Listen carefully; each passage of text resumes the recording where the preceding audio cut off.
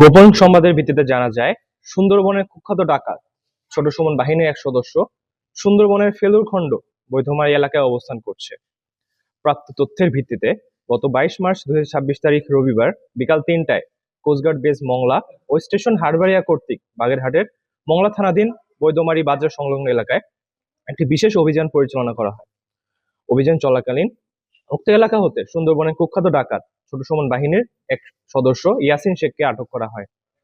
পরবর্তীতে আটককৃত ডাকাতের তথ্যের ভিত্তিতে আজ 23 মার্চ 2026 তারিখ সোমবার মধ্যরাত 1টায় মংলা থানাধীন ধানসিঁড়ির 4 খাল সংলগ্ন এলাকা হতে একটি 1 নলা বন্দুক, 4 রাউন্ড তাজা কার্তুজ ও 4 রাউন্ড ফাঁকা কার্তুজ জব্দ করা হয়। আটককৃত ডাকাত ইয়াসিন শেখ বাগেরহাট জেলার মংলা থানার বাসিন্দা।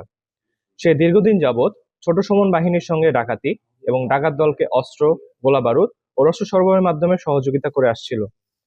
জব্দকৃত আলামত ও আটককৃত ডাকাতের পরবর্তী আইনানুগ ব্যবস্থা গ্রহণের কার্যক্রম প্রক্রিয়াধীন রয়েছে। আমরা দস্যুদের উদ্দেশ্যে বলতে চাই, সুন্দরবনকে দস্যুমুক্ত রাখতে কোস্টগার্ডের অভিযান অব্যাহত থাকবে।